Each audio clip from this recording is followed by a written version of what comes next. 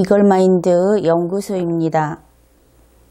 마트에 갔을 때 계산을 하는 직원과 대화를 하면서 어려움을 느낄 때가 종종 있습니다. 롯데마트에 갔을 때의 일인데 그 사례를 소개하겠습니다.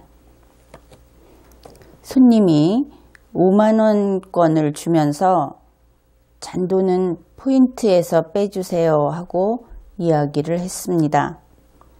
지불해야 할 금액은 49,150원이었습니다.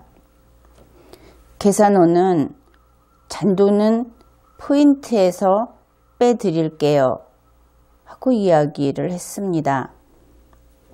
어떻습니까? 원하는 대로 계산원이 잘 처리해 줄 것 같습니까? 여러분 생각은 어떻습니까? 이와 같은 이야기를 했을 때 잔돈을 얼마, 그러니까 액수가 얼마나 되게 거슬러 받게 될까요? 한번 계산을 해 보십시오. 실제로 그때 계산을 마치고 나서 계산원이 계산한 영수증을 주었습니다. 그런데 거스름돈은 주지 않는 것이었습니다. 상황은 이렇게 된 것이죠. 그 계산원은 거스름돈으로 주어야 할 850원을 포인트로 적립했던 것입니다. 그런데 이런 일은 사고가 아닙니다. 이런 일이 매번 반복되기 때문입니다. 어떨 때에는 몇천 원씩 되는 거스름돈을 모두 다 그 거스름돈 통째로 포인트로 적립을 해주겠다고 그렇게 권하기도 합니다.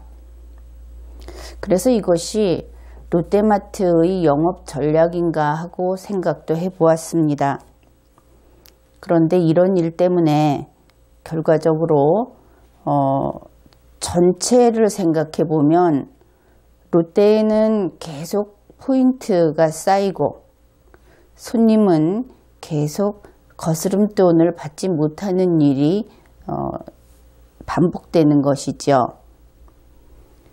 그러면은 손님이 이런 경우에 언제 포인트로 쌓아둔, 이제는 포인트가 아니라 자신이 받았어야 할 거스름돈이 포인트로 적립되어 있는 그것을 언제 쓸 수 있겠습니까?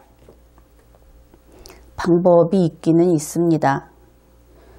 처음부터 계산원에게 돈을 보여주지 않으면 그것이 가능합니다. 돈을 보여주지 않아야 포인트를 쓸 수 있는 것이죠.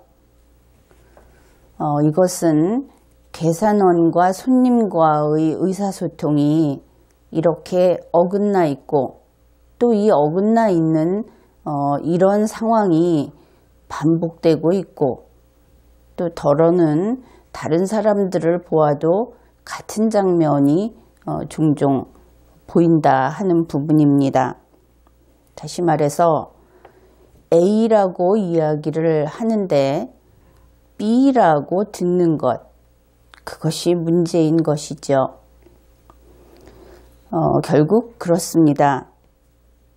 우리가 살고 있는 이 세상에서 과연 의사소통이 얼마나 제대로 정확하게 되고 있는가, 이런 작은 에피소드, 이런 것을 통해서 그런 점들을 생각해 보게 됩니다. 이번 회에는 여기까지 하겠습니다.